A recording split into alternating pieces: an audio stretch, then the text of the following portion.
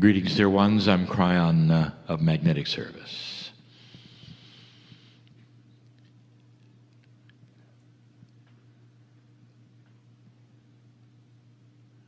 In this room,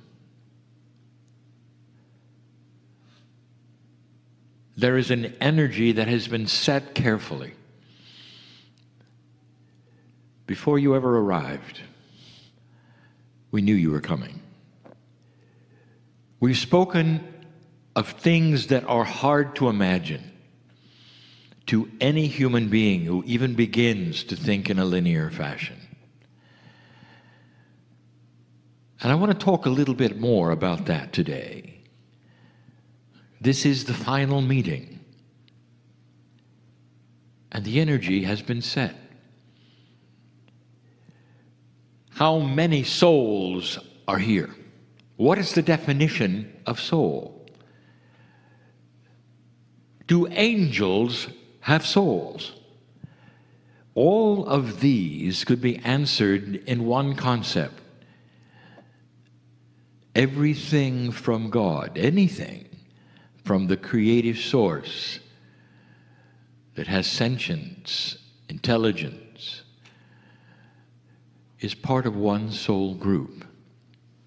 And the soul group is that which is the creative source of God. Have you ever thought of how big God is?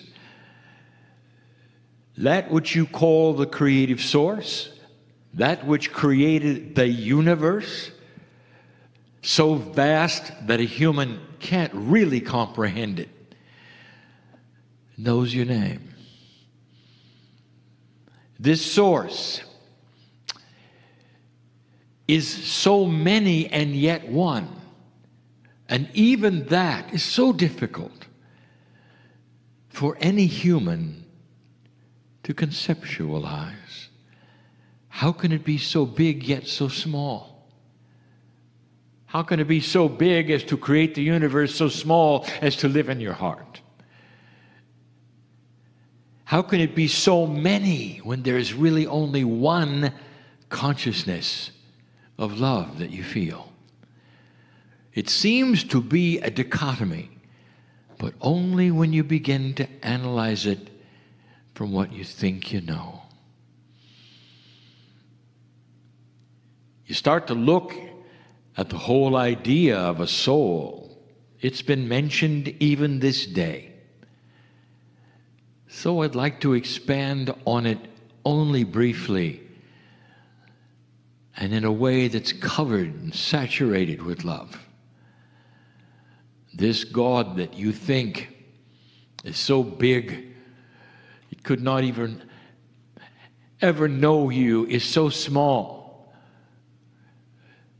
that God knows every single puzzle that you can have right now as you sit in the chairs or listen to this channel. What kind of consciousness could be in so many places at once, know so much? Does it ever occur to you that sometimes the synchronicities that happen are because there are so many of it, called God, that work together for all of you? Is it possible that so many things that you have asked for and desire are actually synchronicities of the coherence of the many, creating the synchronicities for all of you? Could it be that there is a circle of love, of compassion, something that you haven't really thought of before, that is beyond the one and really is for all of you? Kryon, you talk in circles. How can I explain this so that it makes so much sense to you? So let me start with the one, you. There is one soul, you think. It has your name. And this one soul is the same one that has been with you every single lifetime. So over and over and over, there is the one.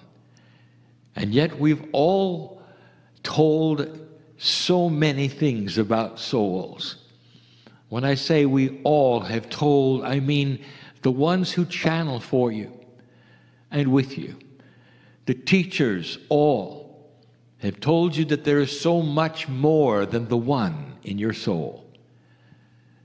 Today my partner asked the question, if you have a higher self, is that a separate soul?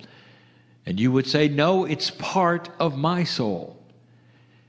And yet the higher self is also present on the other side of the veil. So how can it be in two places, in two-dimensional realities at the same time? And the answer is that your higher self then becomes a bridge.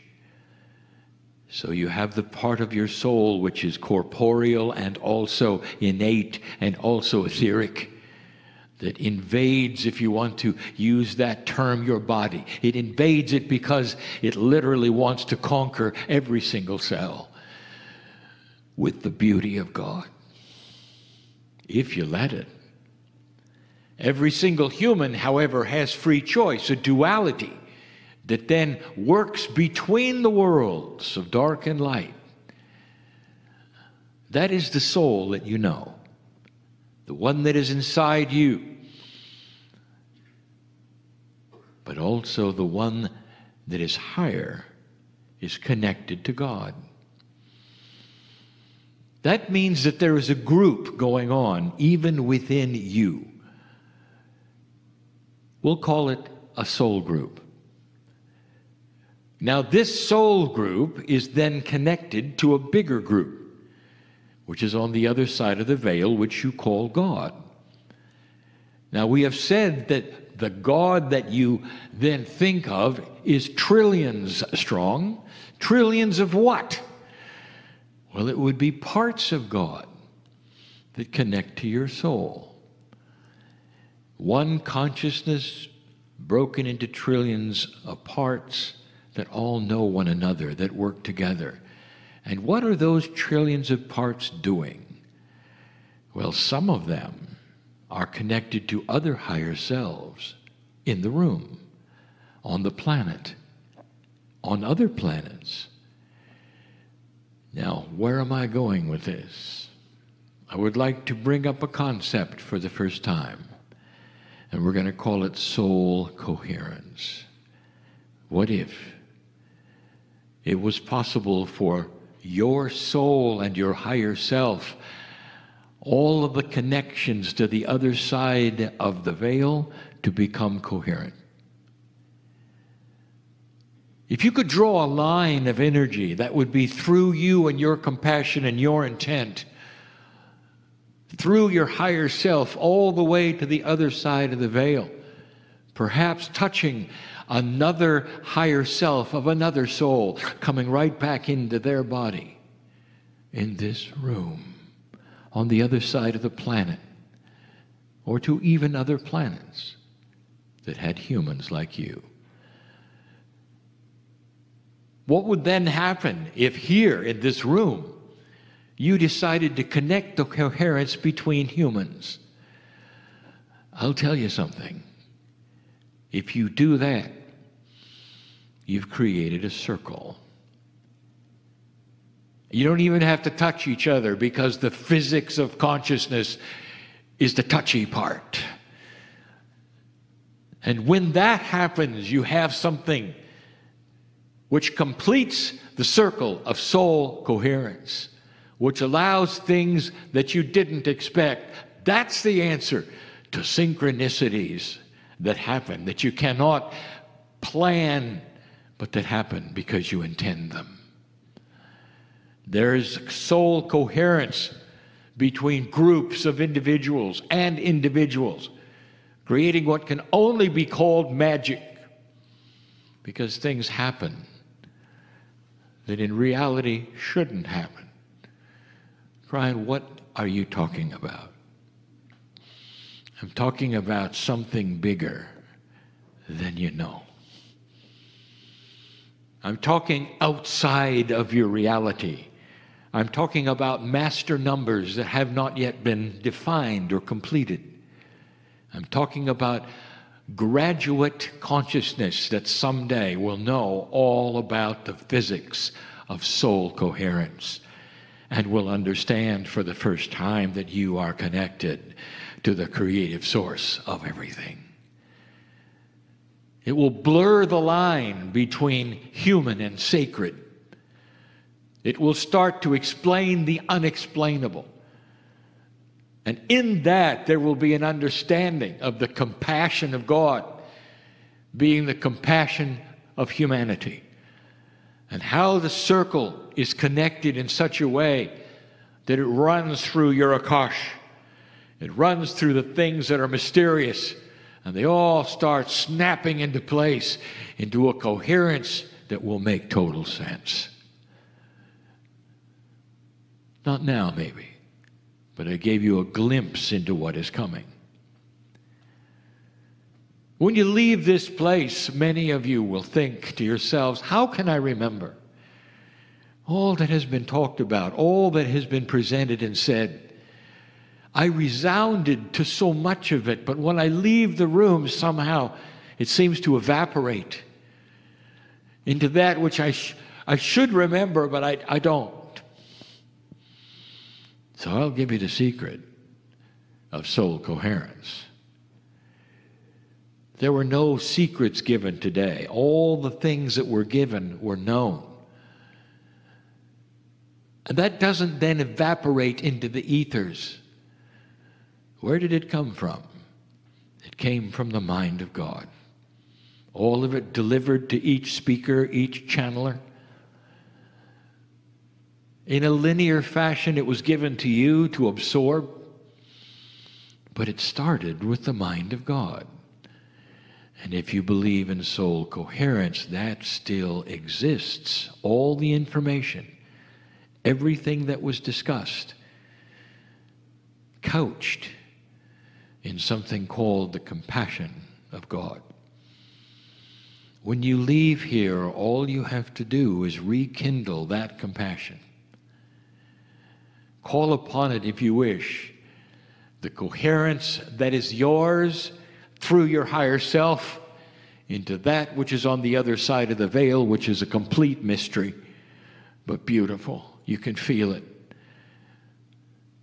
It has all the information that was presented today exactly as it was presented. That's where it came from. And little by little, it comes right back to you. You don't have to use your brain to remember. You have to use all that is not your brain. The pineal, the intuition, the beauty, the compassion. Call it whatever you want to. Kindle that love connection with the creative source, and all these things will come back to you. Intent, if you wish. Dear Spirit, give me the things that were presented today that I resounded with as I need them. Let me resound with them as I walk day by day, because I'm connected to where they came from. I have soul coherence, you might think and say, and you'd be right. You ever wonder if two people can have what almost is one soul? They don't. They have their own pieces, and yet some of them can be so connected that they call themselves soulmates. And they don't have to be different genders. All they have to have is compassion, one for another, in any situation that would lead them to soul coherence. And that, my good friends, my dearest human soul friends, is the answer to a planet without war. Soul coherence starts to be something you expect from country to country. And the individuals in those countries feeling the compassion for one another, literally peering into each other's souls in a way that's beyond anything you can imagine today. It gives them something that they never have seen on this planet, where no human being would ever consider hurting another, because you realize you're one. It's coming. But for now, when you leave, I want you to call upon it. Call upon it for what resounded to you today that you want more of. Because it's there. It didn't go away. Everything presented stays.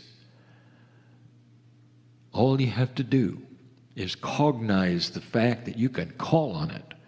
It belongs to you because you're part of the group. Is this too mysterious? Don't analyze it. Don't intellectualize it. You can't analyze and intellectualize love. It just is. And it's more beautiful.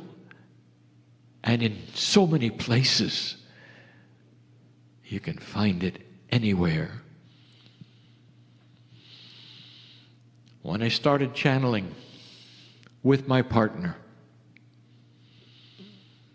one of the things that we said over and over is that you can climb into the closet and shut the door and pretend you're alone. And there'll be trillions of us in there with you. You can't get away from the love of God. And so it is.